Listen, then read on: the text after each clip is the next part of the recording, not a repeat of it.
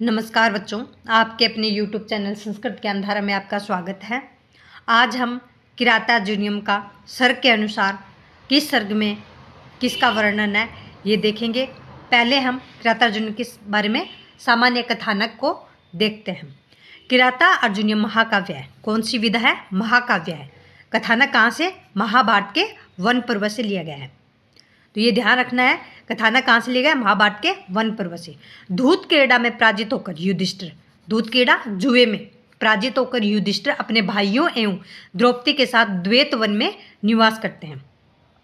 जब जुए में पराजित हो जाते हैं युधिष्ठिर, तो वो अपने भाइयों और द्रौपदी के साथ कहाँ पे निवास करते हैं? द्वैत वन में। यह भी क्वेश्चन ज़्यादा डीप पूछे तो पूछ सकता है। उनका एक गुप्तचर वनेचर उनके पास आता है। गुप्तचर वनेचर उनके पास आता है।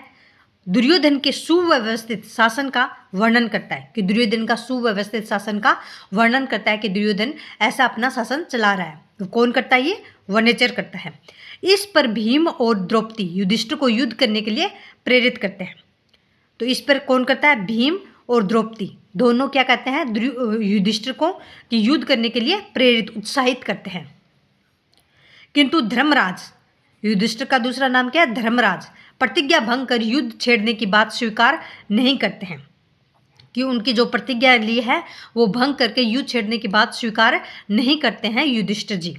इसी बीच महर्षि वेदव्यास जी युधिष्ठिर की कुटिया पर पधारते हैं। कौन आते हैं? वेदव्यास जी। वे पाशुपत अस्त्र पाने के लिए अर्जुन को इंद्रकील पर्वत पर तपस्यार्थ जाने के लिए सलाह देते हैं। कौन देते हैं? व्यास जी कहते हैं अर्जुन को कि पाशुपत अस्त्र प्राप्त करने के लिए अर्जुन इंद्रकील पर्वत पर जाकर तपस्या करे, ये जाने की सलाह व्यास जी देते हैं। अर्जुन ने इंद्रकील पर्वत पर कठोर तप किया। कौन से पर्वत पर? इंद्रकील पर्वत पर। तो ऐसे भी पूछा जाता है कि किरातार्जुनीयम में कौन से पर्वत का वर्णन है? तो इंद्रकील पर्वत का। कठोर तप करते हैं। तप को भंग करने के लिए दिवंगनाएं भी आई, अप्सराएं। किंतु दृढ़ निश्चय अर्जुन तप से विचलित नहीं हुआ। अर्जुन विचलित नहीं हुआ।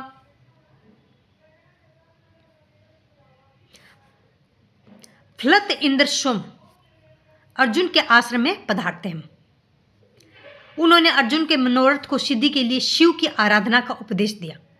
अपने मनोरथ की सिद्धि के लिए किसकी? शिव की आराधना। किसने कहा? इंद्र ने। दत्तचित्त अर्जुन लक्ष्य की सिद्धि में एकाग्र हो गए। अर्जुन तप से प्रसन्न शंकर ने परीक्षा के लिए किरात का वेश धारण किया।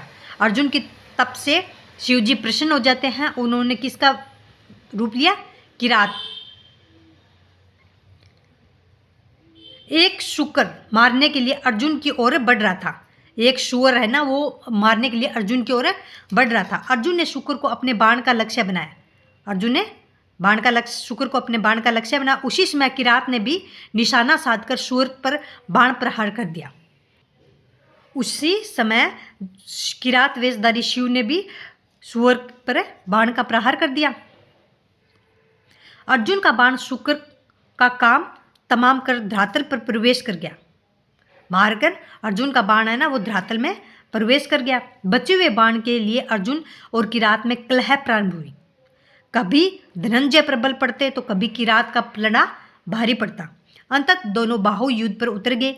अर्जुन के बाहुबल से संतुष्ट होकर भगवान शंकर ने उन्हें अपना दर्शन दिया और प्रसाद स्वरूप अपना अमोघ पाशुपत अस्त्र भी प्रदान कर दिया।